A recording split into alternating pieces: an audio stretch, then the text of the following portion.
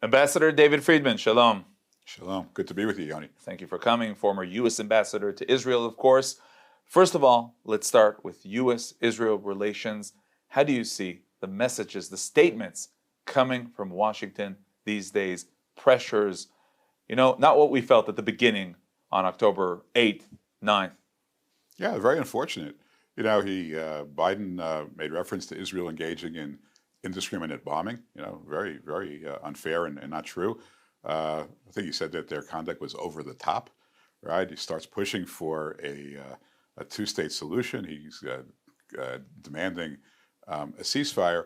And look, it's offensive, but here's where the real damage is. The real damage is that it is making it harder for Israel to recover the hostages and win the war.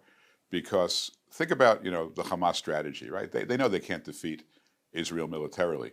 So what they're saying is okay, we just committed this incredible act of barbarity. We're the darlings of the terrorist world. Now, can we survive, right? And they're saying, well, we're not going to survive if Israel, completes this war. The only way we can survive is if America stops Israel from completing the war. So right now, they've got a few battalions left in Rafah, right? And they've got their leadership still intact. And what they're doing is they're watching Biden and they're saying to themselves, this guy's going to stop Israel. And if this guy stops Israel, we're going to survive. We don't have to pay that high a price to survive.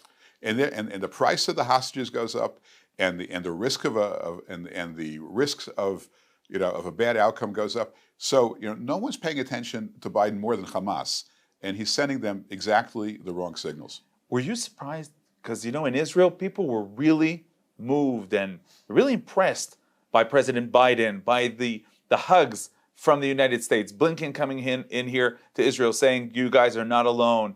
Got a lot of Hollywood feeling to it. But there was a feeling that really the U.S. is with us. Were you surprised, the shift? Well, I wasn't because, I never thought that Biden was really in charge of this, and I think that, at some level he does have a affection for the state of Israel, but that gives way entirely to his desperation to be reelected in 2024. So as the politics start to move away from Israel, and they always do, right? I mean, every single battle that Israel's been involved with, when they're attacked, the first day or two, they get some sympathy. It always changes, right? So, assuming that it would be the same thing here, I wasn't surprised. I am disappointed at how abrupt and how extensive the turning has been on Israel. And in particular, this idea of trying to create a distinction between Netanyahu and the people of Israel, right? I mean, Israel and America have very close relationships, and I wouldn't say that there's no meddling going on over the last 50 years, because it's such a close relationship. Everybody's interested in everybody else's politics, but this sets a new standard. This idea of going after the elected leader of the state of Israel in a war, is really, I think, set a new low and really undermines Israel. Do you think that's a policy, an agenda, or that's just Biden and his style, which is sometimes surprising, some say even sometimes awkward? I think it's all political, because I think he's looking at this and saying, I don't want to turn on Israel. I mean, I still have a lot of voters, centrist Democrats who like Israel, but most of them, especially on the left, they don't like Netanyahu. So I can thread this needle by being really, really tough on Bibi, but saying, oh, but of course, I love the Jewish people and I love the state of Israel. And I think that's a political calculation. He got together with his people and said, all right, how do I work this thing out? How do I support Israel but keep my voters? And this is where they came. And you know what? If it was just, a political calculation under normal circumstances, politics is a very complicated and sometimes a dirty game. But during a war, when Bibi's trying to, defend this country against the greatest threat it's had, maybe in its entire history, really inappropriate. We referred now to statements and, different messages coming from Washington. But according to reports, there are even, the U.S. is holding Israel by the throat in terms of ammunition. That's something that we've never heard of. Do you feel that, do you believe that could be happening now? Well, look, yesterday, 7 U.S. senators proposed a bill that would end military assistance to Israel under circumstances where they didn't like the way the war was going. You know, if they go into Rafah, it would they'd lose their access to weaponry. Again, Israel has to win this war. Israel, and only Israel, bears the consequences of losing the war. And for a bunch of American senators 6,000 miles away to try to handcuff Israel at a time when they're facing, they're confronting this evil for political gain, it's only politics, right? It's only because this is an election year.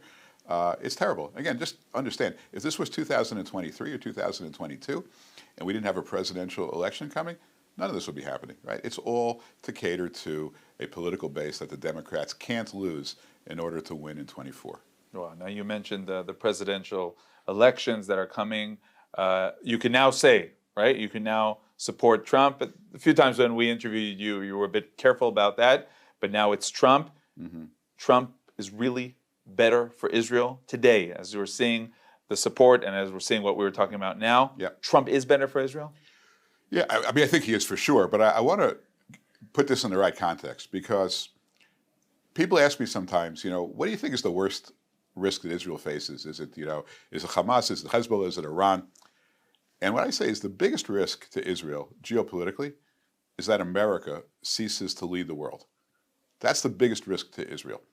So when I say Trump is better for Israel than Biden, in the first place, it's because Trump is better for America than Biden, because Trump will lead America, because Trump will keep America out of wars, because Trump will project the strength and influence of the United States in a way that will end wars before they start and make people fear America before they engage in adventurism militarily. That's what makes Trump fundamentally better for Israel than Biden. Now, on the specific issues, look, his track record is like no other, whether it's Jerusalem, the Golan Heights, the Pompeo Doctrine, the Abraham Accords. I mean, no one's done for Israel what Trump has done, and he'll continue on that path, I believe. I heard people on the right say or fear that he gave Israel so much, and the second term, he may want something as a payback. I'm not sure what the payback would be. I mean, I guess the fear would be that Israel would make peace with the Palestinians under terms that are unfavorable. Look, he knows the enemy that Israel is confronting. He made it very clear that Israel should finish the job against Hamas. He understands Abu Mazen and those that follow him. He understands that 80% of the Palestinians in Judea and Samaria, not the ones in Gaza, in Judea and Samaria, 80% of them or more support Hamas and support the attacks of October 7th. So, he understands, terrorism. He understands, evil. He led the fight against ISIS, mm-hmm. and we defeated ISIS. I don't think there's anything in his background or anything that he has said that would suggest anything but continued support for Israel. We referred to the fact that with Biden, it's become personal versus Netanyahu. How do you relate to the different quotes that we heard from Trump throughout the past few years, and also after October 7th against Netanyahu, or talking about the problematic relations with Netanyahu himself? Look, I haven't had a conversation with him in months about Israel, particular Israeli politicians. He's very quick to offer his views.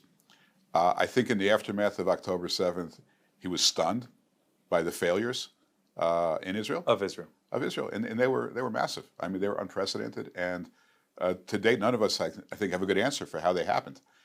And he recognized that just as I did, just as I think everybody did, and I think he reacted to that, I think, with great disappointment and shock that this could happen to Israel. Such a primitive attack against Israel could have such devastating consequences. So, I mean, it's certainly, I think, has caused him to have some doubts about the leadership. But at the end of the day, he will, whoever the democratically elected leader of Israel is, will be a friend to Trump. I mean, I don't have any doubt. Now, you mentioned the fact that Biden is pressuring for a Palestinian state. Now, you're talking to people in the United States, you're talking to people around the world. What do you explain to them talking about this, pressuring Israel to give a Palestinian state, basically as a result of October 7th? Yeah, I mean, it's exactly the wrong response. It's exactly the wrong outcome. It rewards terror. It says that terrorism can be excused and put into a context, and it can be resolved through concessions and appeasement. This will be the template for terrorists around the world terrorizing their particular communities and expecting to be rewarded for it. So it is exactly the wrong message. In particular, in Israel, it's going to be undoubtedly an existential threat to the state because, again, it's a state of people. You know, it's not a hypothetical state. It's a state of people, and these people have already voted and said, 80% of them or more saying we support, the October 7th attacks. How do you sit side by side with a terror state that is now so close to Israel's major population centers? Israel will never agree to it. And we saw, to their credit, the Knesset took this up and voted, 90 something to 10 to reject the unilateral imposition of a Palestinian state. But then the critics of Israel and the critics of Netanyahu say, okay, but start talking about the day after. Why are you so afraid to talk about what you do want to happen in the Gaza Strip, for example, before we talk about Judea and Samaria? Mm-hmm. Look, I think the day after and the day after that is all still about security and ensuring that October 7th doesn't happen again. So that's the day after. People want to talk about some, Jeffersonian, reconstruction of a democratic institution. We're so far from that. It would be silly to discuss it, and frankly, there would be so little political consensus on that. You're just driving, wedges into the unity that's been reestablished after this past summer. So it doesn't make any sense to talk about it now. What it makes sense is to secure the territory, and then start thinking about it. So that to me is the day after. Any more pressure on Israel to go beyond that, I think, is foolish. So this brings me to the next topic. You're proposing a new approach regarding Judea and Samaria. Some would say new, some would say it connects us to what Mike Pompeo presented here in Israel. You presented this especially in Nashville, Tennessee. Basically, a new approach regarding Judea and Samaria, what some define as the occupied territories. Yep. Well, I proposed it because when Biden proposed the two-state solution, what I was hearing from everyone is, well, okay, if not this, then what? You have to have some alternative, or else. So I felt the need to do it then in Nashville because it was an organization of 5,000 Christian broadcasters, so they would get the message out, I thought, to a very broad audience. Mm-hmm. So the question is, if not a two-state solution, then what? And before I talk about the specifics, I think what's happening now is, I think, very interesting. We have right now, I think, for the first time, maybe in my lifetime, the convergence of theology, geopolitics, and national security all leading us to the same place. Right now, the theology has always been there. The theology among those who believe in the land of Israel is that God gave this land to the Jewish people. He promised it to Abraham, to Isaac, to Jacob, to the prophets. Okay, this land, places like Shiloh and Beit El and Hebron, these are places that are deeply intertwined into the Jewish DNA of our people and our history.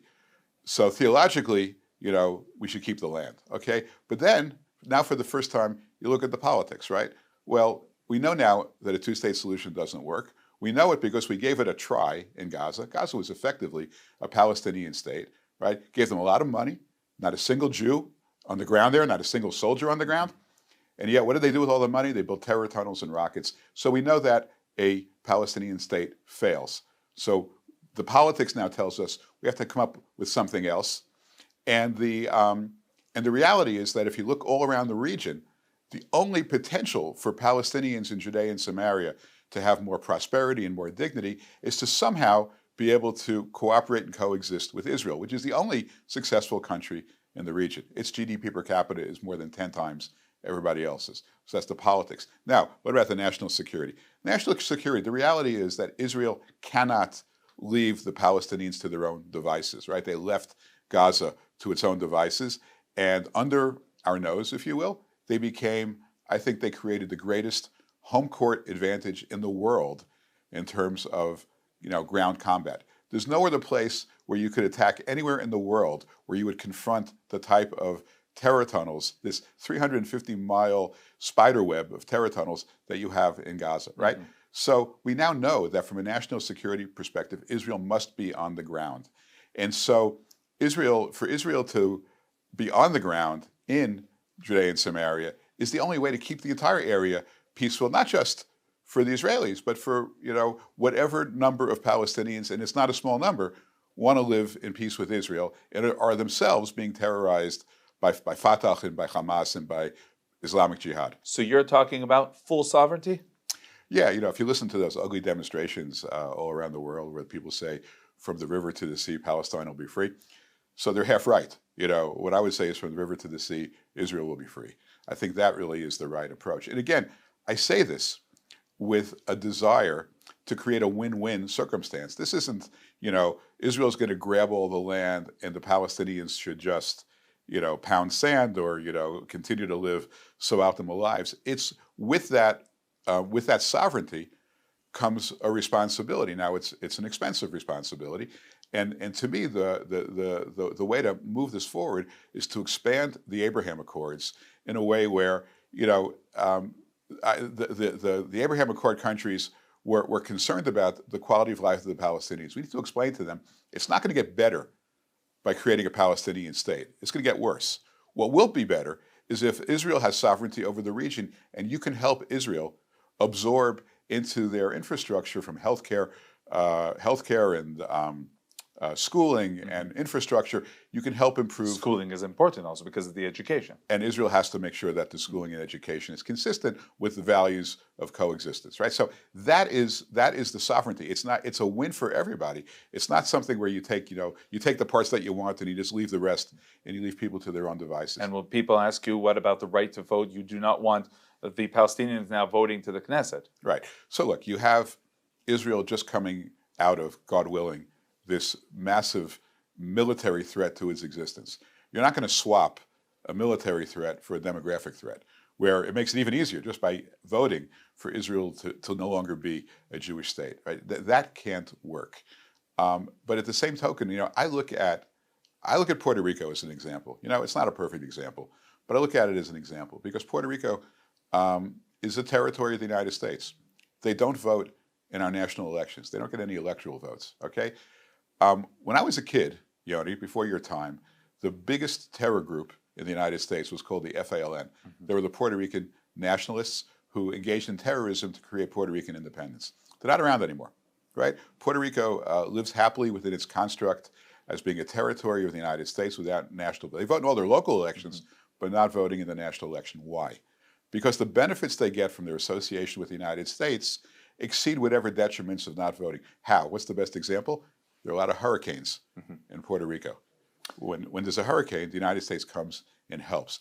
The relationship— That's a win-win. It's a win-win. The relationship between Israel and the Palestinians could be, right, okay, you're not going to vote in the national elections of the state of Israel, but, okay, Israel will commit itself to helping you achieve the benefits of living in a first world country. That could be what we're seeing, by the way, in Jerusalem. In Jerusalem, we're seeing Jerusalem understanding that true sovereignty is taking care of also those Palestinians that are not part or not really citizens, mm-hmm. but taking part, because that's true sovereignty. Yeah, that is true sovereignty. In Jerusalem, they become permanent residents. My vision would be that they would be permanent residents in Jenin and Ramallah as well, meaning they're not going to be at risk of being thrown out of their country. They could get travel documents that would enable them to leave. Again, all subject to the overriding security protocols.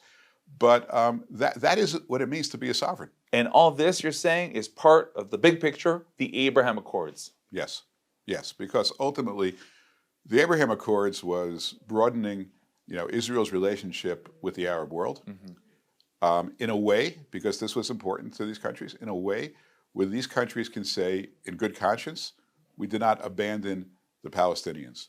And the place we need to get to, the next step, is to convince the Arab world that you're not abandoning the Palestinians by not giving them a state. If anything, given the history of the Palestinians, right, who have never successfully self-governed, whose leadership has been at best corrupt, and in more cases, violent and malign, mm-hmm. right? Giving them their own state is not going to help the Palestinian people. Enabling them to live side by side with Israel in peace, working on a common economy, working on common goals. That is how you help the Palestinians, and that's where the Gulf countries should be investing. As we complete this interview, I'd like to go back to October 7th. Where were you on October 7th? I was in Jerusalem. You were in Jerusalem, and you heard the sirens, and you started seeing the pictures, and you were here in Israel the days after. Tell us a bit about, as you look back at these months that we've gone through, and especially those days, of course. Well, that first day was very difficult for me because I had some of my grandchildren with me, and we were going in and out of shelters, and my oldest granddaughter, who's about 13, said to me, why are people trying to kill us? They don't even know us. What is it about them that are trying to kill us?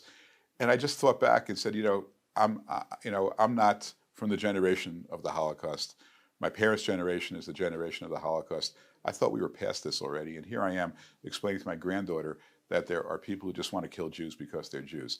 So that was depressing, and it was hard for me to watch. And as I learned more about the level of barbarity that took place, I was so sad and angry at the same time.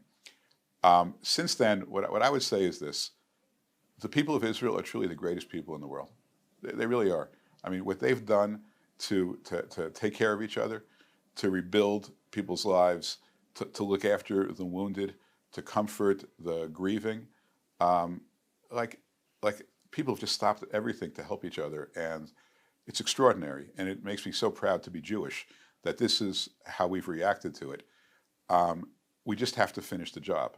We have to win this war decisively, not just because we want to eradicate Hamas, but because we need to send a message to the world that Jewish blood is not cheap, and if this ever happens again, the response will be overwhelming again. I wanted to ask at the end of the interview what your role will be if Trump goes into the White House, but I'll even connect. Do you feel that from your experience, our experience of October 7th and what we're going through, your will to go back into public activity, maybe into being part of the administration, is even stronger? No question. I think post-October 7th, my desire to serve is far greater than it was before. It wasn't. I had some desire before as well, but certainly far greater. I haven't spoken about this with the president. This is his decision, and he tends to, make these decisions much closer to Inauguration Day than just during a campaign. But if given that opportunity, it would be my honor. To do what? To do whatever I could do to help. I mean, I just want to help. I mean, I don't have anything specific in mind. Obviously, I have a track record in one particular job, but I just want to be in a position to help as best I can. Okay, Ambassador David Friedman, former U.S. Ambassador to Israel, thank you very much for joining us. Thank you, Yoni. My pleasure.